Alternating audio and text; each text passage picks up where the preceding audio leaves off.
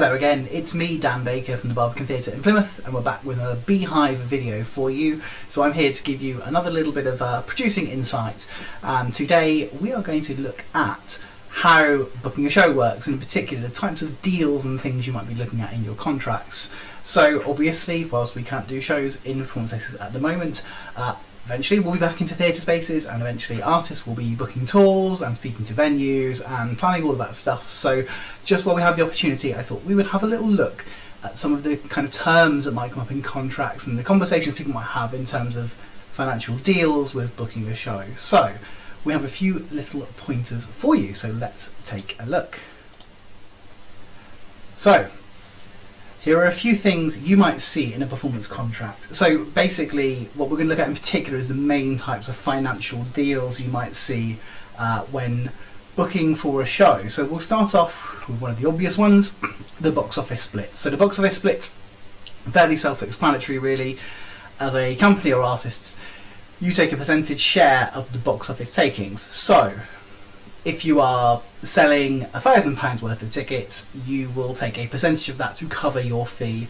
For example, artists or company splits will usually be listed first, so the bigger number, the first number, tends to be the number that goes to the artist or the companies. So we start off, say, a 70% split. A 70-30 split will be 70% in favour of you as the artist or the company coming in. Venues, generally speaking, don't take the largest share. Obviously different venues have different deals, but a 70-30 split would be 70% to you as the company. It's important to check whether that is of gross or net income. Quite an important distinction. So gross income is all of the money that goes in ticket sales. So if there's £1,000 worth of tickets sold, then the gross income is £1,000. So a 70% split of that will be £700. If it's net, it's slightly different. So there might be deductions. For example, that venue might have a box office service charge, so they might retain a percentage of ticket sales in order to cover their fees to their box office system. They might take off things like PRS rights, PPR rights for music use in the show, for example, or there might be other royalties. Within the contract, they should state what the terms are of a net split, so they should make an outline of what those deductions are. But just make sure you check whether it's a gross or a net split when looking at the contract, because it's the kind of thing that can make a bit of a difference in your bottom line in terms of your budgets. So do keep an eye out for that term. So that's a basic deal. Then we have one of the other deals is a guaranteed fee. So splits and guarantees are the most common deals you'll probably see. For a guarantee, you get offered a fee regardless of how many tickets are sold. So it doesn't matter if you sell one ticket, if you sell 1,000 tickets, the fee that you're offered is the fee that you get. So what that means is a venue will just go, here's a lump of money to do a show. Doesn't matter how many tickets you sell, we will pay you that fee. So as you say there on the list, if you have £700 guarantee, you get £700. If you sell £30 worth of tickets or £3,000 worth of tickets, it doesn't make a difference. Obviously, from an artist perspective, you want to consider whether you think that's a good figure that you're being offered. If you think your show will sell well, if you feel confident that you have an audience and that you'll be able to get a lot of bums on seats, then you might expect that you will do well on ticket sales and have a high level of income. So with that £3,000, you might go, well, actually, £700 guarantee isn't really fair. If we did a 70-30 or a 60-40 split, we would get more money. So you might consider that, but the flip side is you might be going to a venue where you've never performed before and it might be a bit risky. So a guarantee gives you that security of going, no matter what, you have that money coming in. Now, guarantees can be quite good for funding agreements if you're doing an Arts Council project grants bid, which obviously we can't do at the moment, but back in the future we will be back there again. Arts Council look for a percentage of income that's guaranteed in your bid. They usually ask for 10% at least to be guaranteed income. Now, a guaranteed fee means you get that money regardless. There's not the kind of uncertainty of box office income of going, you might be selling lots of tickets, might be selling view tickets. Having that guarantee can be quite useful. So that's just something to bear in mind. But again, think about what's worth for you, what's the best number for you to work with. So just keep that in mind. Now here's a combination of the two, a guarantee against a split. So in this situation, you get whichever is the greater figure. It's typically the deal. So if you're offered a guarantee against a split, then the bigger figure is the one you get. If you offered a guarantee of £500 but offered a 60% share of box office, then if the share of the box office is more than £500, you get that figure. So you can see the example there. If you sold £1,000 worth of tickets, then £600 would be 60%. So you would take £600 instead of the £500 guarantee. Now, guarantees in a deal against a split are usually lower than a straight-out guarantee.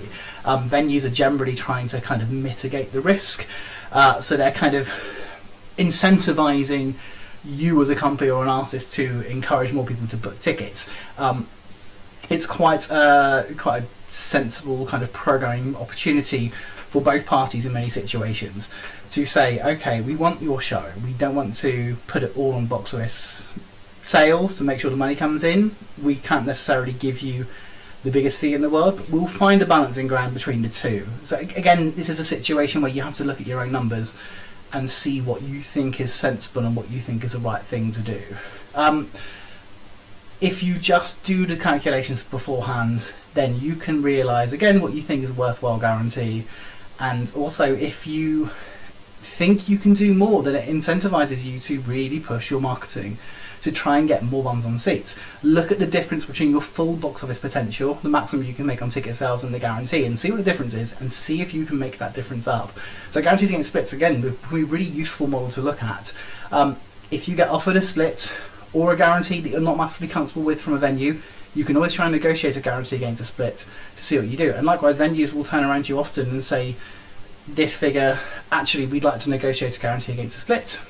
There's a reasonable kind of middle ground there that can come up quite often in those conversations. There's a little bit more complex in this situation, first and second calls and so on and so forth. Now, these call deals are not overly commonplace in the smaller scale. They tend to come up more when you get to more mid-scale and larger scale. Basically, they are terms at which you hit a certain trigger and then another part of a deal kicks in. So, an example here, a first call of £300 to the company, followed by a second call of £300 to the venue, followed by a 70% split of the net box office takings to the company. So what that means is, in terms of ticket sales, the first £300 in ticket sales goes to the company first of all. After that £300, the next £300 will go to the venue to cover their costs, and then any money after that is split. So it's a 70-30 split there. It could be different levels. The idea there is to look at people's liabilities in terms of costs quite often and to say, what are the things we need to cover? It isn't always the company before the venue. It doesn't always look like that. So there are different numbers of calls that can come in.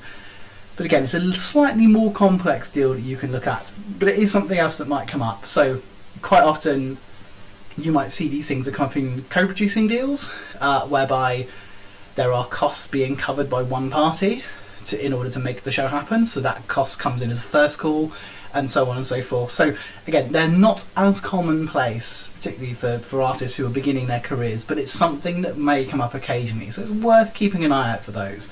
And just bearing it in mind, again, as an artist, you can use these things as a negotiation. So have this information in your pocket. It can be quite useful. And there are a few other terms that might be useful to learn about that might come up in contracts. So royalties off the top. So anything that might be due for royalties, it could be for performing rights that are owed to a publisher or an estate of a writer, for example. Or it could be like PRS rights for the royalties for music use. Those will come off the gross box office takings. So before you get into splits and everything like that, the royalties off the top mean that those liabilities will be covered by the whole show, the whole project, rather than a party within it. Some contracts might state that you as a company are responsible for the royalties. Some might state the venues are responsible for the royalties. Useful to think about that if you're dealing with a product or a show that is an existing text that you need to purchase royalties for, and so on and so forth. Just keep those things in mind. Contras are a thing that catch a lot of people out. So contras are extra costs that might be deducted from your takings in order to cover the cost of staffing. For example, a venue might say you would get included a duty technician when you come in, but if you want an op or you want someone to help with the get-in, that's a contra. Marketing, you might get a poster up. If you want any mailings, it's a contra. These are extra costs that come in and you get charged back for them, and they're the kind of thing quite often you can get caught out by. So it's worth checking your contracts to see exactly what you are being offered before you go in, because so often there have been stories of artists who've been caught out by contras, who've been caught out by not realising what the extra things they're going to pay for are. So really look through your contracts in detail so as not to get caught out. And if you're uncertain or anything, you're not sure what the capacity is, ask the question before you sign the contract. You do not want to get sudden charges at the end, which makes your box of a share go from a healthy looking figure to a very small figure. Trust me, it's happened to me before, it happens to a lot of artists. And then another clause that it seems slightly less commonplace, I would say, in my own experience these days, but an exclusion clause. So you might be touring to a venue and they might have an exclusion clause which restricts where and when you can perform that show elsewhere. So, for example, it might be within a 25-mile radius. You can't perform that same show 6 weeks either side in a venue within that radius. So you might be performing in Plymouth, for example, and you may have a restriction that says you cannot perform a show in Totnes within that 6 weeks before or 6 weeks after the show. Now, if you're booking a tour, you need to look at that. Venues, generally speaking, tend to be a little bit more flexible on this now, just because things like touring routes for artists are quite difficult to negotiate if you have those restrictions. So it's just worth double checking it and maybe questioning that. If you book a contract and then you've got a show in a location nearby, just have a look, because companies and venues can be concerned about splitting their audiences and affecting themselves in terms of their income. So just bear that stuff in mind. Obviously there are a load of other terms that also come up in contracts, but these are just a few basic kind of introductory terms, so we thought we'd show you that. But yeah, so again, there are so many different things that come up in contracts, but in terms of that negotiating of a deal, this seemed like a useful thing to be able to put out there and show people the kind of terms that might come up. So again, look through the contracts in detail, be willing to negotiate. If you have a familiarity with these terms, it might be useful for you to negotiate. Think about your own budgets and your own responsibilities, please. Make sure that you understand that there is a mutual sharing of responsibility and negotiation here. Quite often artists can feel quite pressured in terms of how they're dealing with venues, and they don't know how much they can push back and question. And equally, sometimes people can also think that venues are being quite unreasonable. But quite often there's a gap in that conversation. There is that kind of gap there where companies don't know the way the venue is working, and the venue don't know the company's kind of financial responsibilities. So just have those conversations, but look in those contracts and see if there's anything that you're missing out on. So yeah, just some useful information there maybe for you. Have a look through those kind of contracts if you get them, and just see if you've done a show before. Have a look at their contracts, just familiarise yourself with anything you didn't pick up on before. If you're thinking of booking a tour, think about those terms and bear those things in mind. So hopefully that might be useful. But yes, there we go, that's another bit of information from the B-Hive there for you. So for now, we'll leave you to think about those contracting things, and I'll hopefully speak to you again soon. Thanks for watching.